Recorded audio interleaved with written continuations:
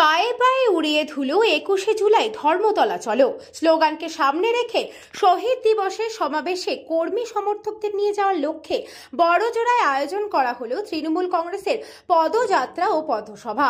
Barjora block Trinamool কংগ্রেসের পক্ষ থেকে আয়োজিত এই কর্মসূচিতে ধর্মতলায় শহীদ দিবস উপলক্ষে দলীয় উপস্থিতি আরও দৃঢ় করার বার্তা দেওয়া হয়।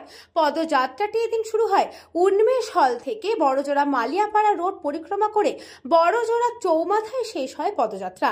এরপর সেখান থেকে এক সংক্ষিপ্ত পথসভা অনুষ্ঠিত হয়। সভায় এসে ব্লক তৃণমূল কংগ্রেসের সভাপতি কালিদাস মুখার্জি জানান, মূল বিষয় হচ্ছে 21শে জুলাই ধর্মতলা চলো, পায়ে পায়ে উড়িয়ে ধুলো, সকলে মিলে ধর্মতলা চলো শহীদ তর্পণে। এটা হচ্ছে মূল বিষয়। দ্বিতীয় আরেকটি বিষয়, মমতা ব্যানার্জি একমাত্র মুখ সারা ভারতবর্ষের নেত্রী, যিনি প্রতিবাদে গর্জে উঠেছেন মোদের গরব মোদের আশা আমারই বাংলা ভাষা।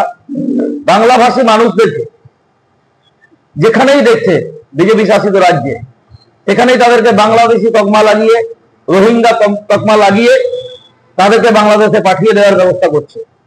এর প্রতিবাদে ভারতবর্ষের অন্য কোন রাজনৈতিক দল এগিয়ে আসেনি, সোচ্চার হয়নি। মমতা বন্দ্যোপাধ্যায় এবং অভিষেক বন্দ্যোপাধ্যায় সোচ্চার হয়েছেন, তৃণমূল কংগ্রেস সোচ্চার হয়েছে। বাঙালির যে দাবি যে তারা বাংলা ভাষায় কথা আরো বেশি করে বলবে, কারণ বাংলা তাদের মাতৃভাষা, আমাদের মাতৃভাষা বাংলা।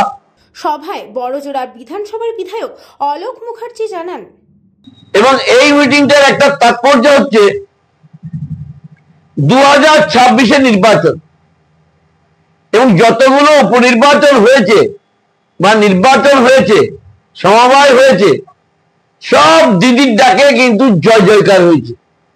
দিদির নামে এত কুৎসা, এত অপপ্রচার, এত গায়ে কালি লাগানো বিজেপি সিপিএম জোট মিলে তাও দিদির কিছু করতে পারেনি। সারা জনগণ দিদির পাশে দাঁড়িয়ে আছে। দিদি যা বলবে তাই ফাইনাল। আমাদের গার্জেন, বাংলার গার্জেন, ভারতবর্ষের গার্জেন মমতা বন্দ্যোপাধ্যায়, সৈনিক অভিষেক বন্দ্যোপাধ্যায়। বাঁকুড়া থেকে চিরঞ্জিত মণ্ডলের রিপোর্ট, নিউজ বঙ্গ টাইম।